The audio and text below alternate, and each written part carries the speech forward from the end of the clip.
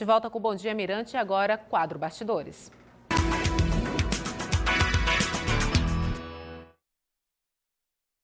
O PROCON do Maranhão ajuizou uma ação civil pública para reduzir o valor das passagens de ônibus em São Luís, que foram reajustadas em 30 centavos no dia 19 de fevereiro.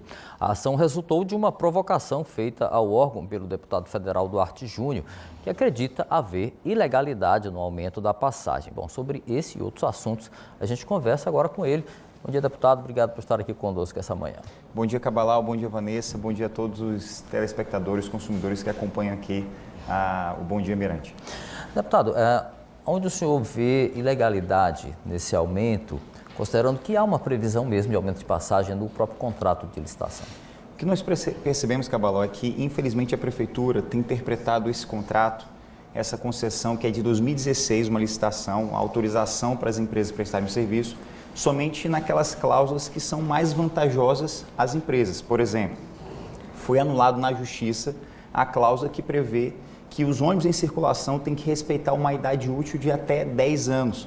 Você anda pela cidade, os ônibus têm mais de 10 anos em circulação, tem ônibus com 15 anos em circulação. E isso porque foi anulado na Justiça a obrigatoriedade das empresas cumprirem essa cláusula no contrato.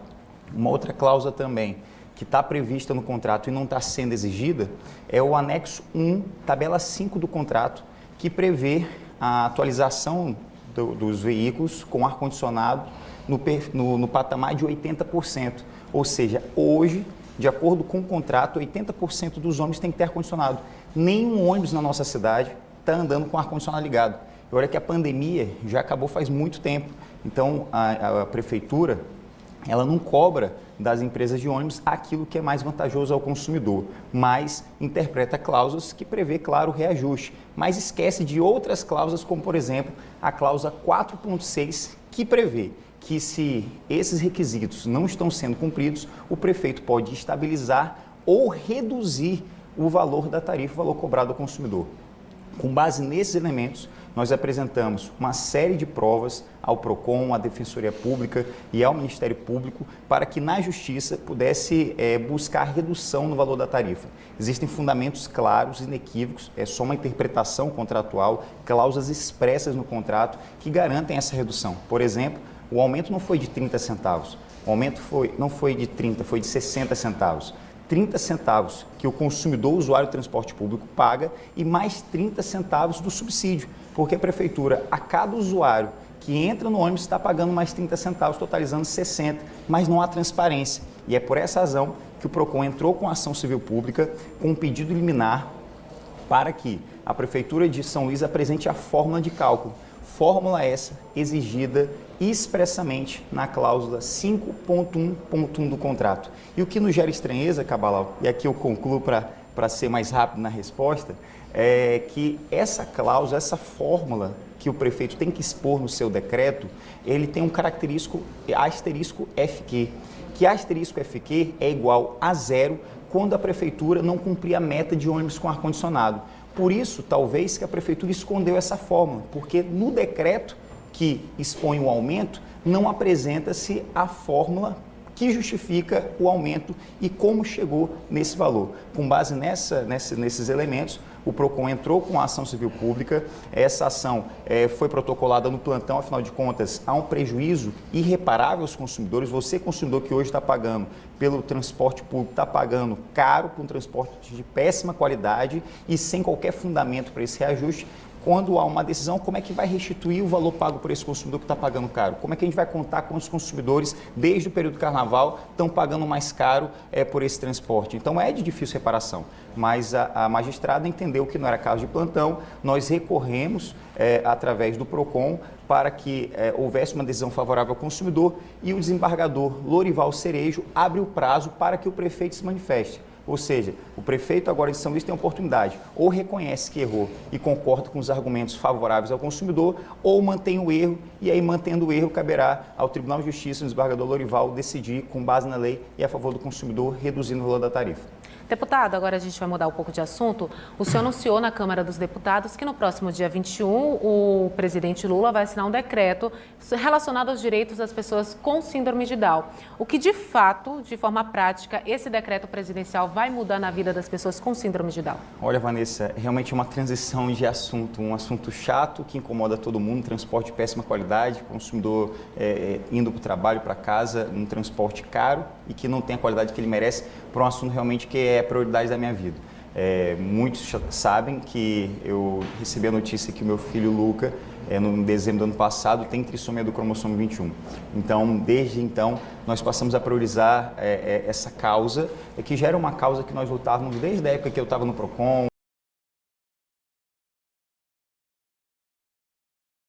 sério essas questões, e eu fui chamado exatamente por essa história pela Secretaria Nacional da Pessoa com Deficiência para elaborar esse decreto que vai ser assinado pelo presidente Lula em comemoração ao Dia Nacional e Internacional da Pessoa com Trissomia do Cromossomo 21. Foi formado um grupo de trabalho com o Ministério dos Direitos Humanos, o Ministério da Saúde, e o decreto tem avançado muito em questões assim que são muito importantes, não só para a pessoa com trissomia do cromossomo 21, mas pela luta do direito das pessoas com deficiência.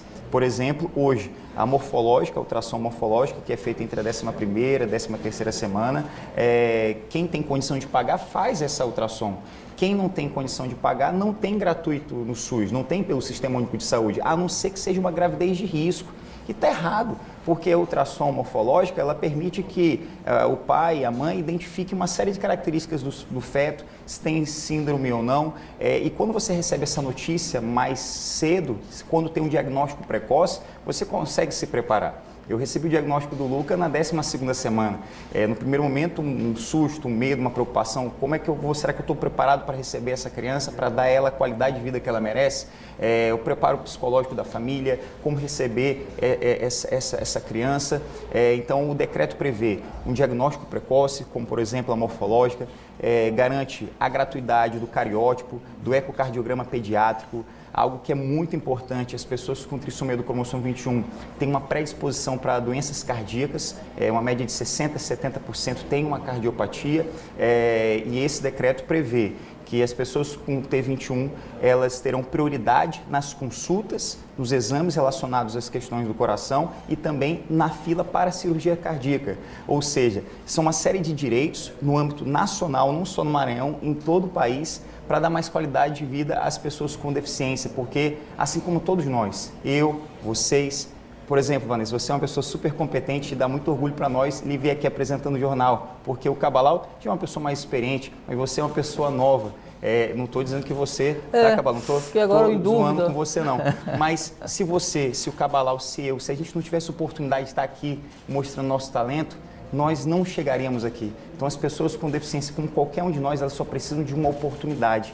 E esse decreto ele vai dar mais oportunidade a essas crianças terem mais acesso à saúde, acesso à educação, acesso a serem felizes e terem os seus direitos, porque nenhuma pessoa, muito menos pessoa com deficiência, é digna de pena, é digna de direitos. Oportunidade, né? Oportunidade. O Brasil precisa oferecer oportunidade às pessoas, independentemente da sua situação. Deputado, vamos mudar de assunto agora de novo. Falar um pouquinho de política. Amanhã o governador Carlos Brandão vai empossar seu novo secretariado numa cerimônia lá em Imperatriz. O PSB é o seu partido, partido do governador.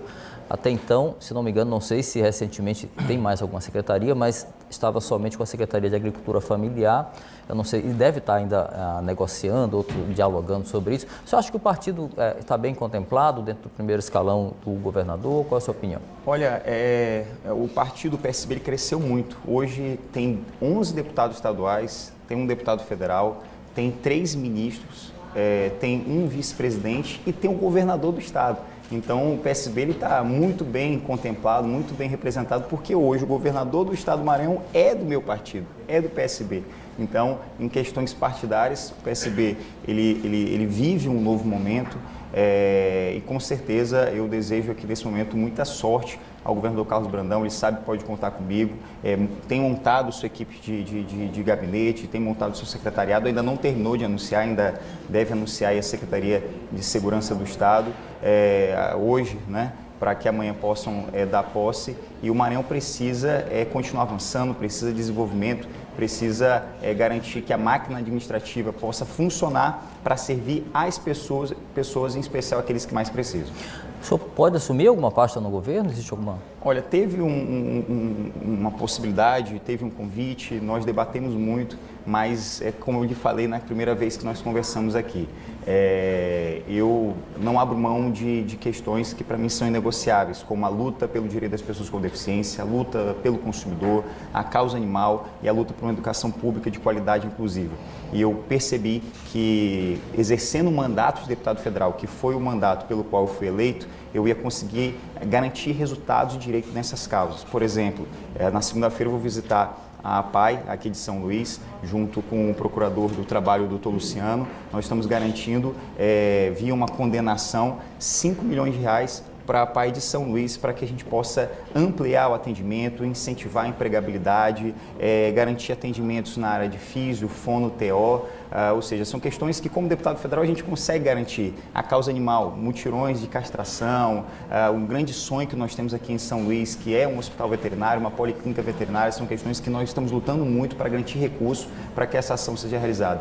Então, a resposta que eu lhe dou, sim, houve um convite, mas como deputado federal, eu vou conseguir honrar e garantir mais resultados e ajudar o governador Brandão aqui, não só em São Luís, mas em todo o estado do Maranhão. Deputado, para finalizar rapidamente, por favor, o senhor foi presidente de uma CPI dos combustíveis e agora a gente está vendo aumentos, dá uma sensação, deputado, que às vezes os postos não deram a devida importância, até porque a CPI apontou claramente a possibilidade de prática de cartel, mas agora a gente vê os combustíveis sendo aumentados de uma forma estranha. Como o senhor avalia essa situação? Realmente gera em nós uma sensação assim de angústia, porque para fazer o que é errado, não precisa seguir regras, não precisa seguir procedimento. Faz errado de qualquer jeito. Agora, para apurar a criminalidade, para poder sancionar aquele que descumpre a lei, você tem que seguir regras, sob pena de gerar um vício processual. Então, acaba que as investigações não têm a mesma velocidade que nós gostaríamos. Mas, como você bem destacou, foi identificado na CPI prática de cartel, aumentos abusivos, agora um novo aumento. Importante que o PROCON está na rua, está fiscalizando, os órgãos de defesa do consumidor estão monitorando, porque se não houvesse esse monitoramento, a situação poderia estar pior. E uma coisa que eu sempre destaco, a justiça tarda, mas ela não falha. Ao identificar essas abusividades, esses postos, essas distribuidoras, elas serão severamente sancionadas. O que nós temos percebido é que é uma prática não tão somente ali do posto, mas principalmente da distribuidora. Às vezes a distribuidora não recebe um reajuste, mas já passa mais caro para o comerciante, para o dono do posto, que por sua vez, comprando mais caro, ele acaba tendo que repassar esse custo para o consumidor. Então, apurar a responsabilidade dessas distribuidoras é algo que, como deputado federal, como é algo nacional, nós vamos ter mais força para, em conjunto com os órgãos de defesa do consumidor, agir, punir, fazer com que a lei seja cumprida por todos e a defesa do consumidor seja garantida na prática. Deputado federal Duarte Júnior, obrigado por nossa conversa. Deputado, bom dia. Bom dia, Cabalau. Bom dia, Vanessa. É sempre orgulho poder estar aqui com vocês. Bom dia a todos os cidadãos marenses. Uma boa sexta-feira e um bom final de semana a todos.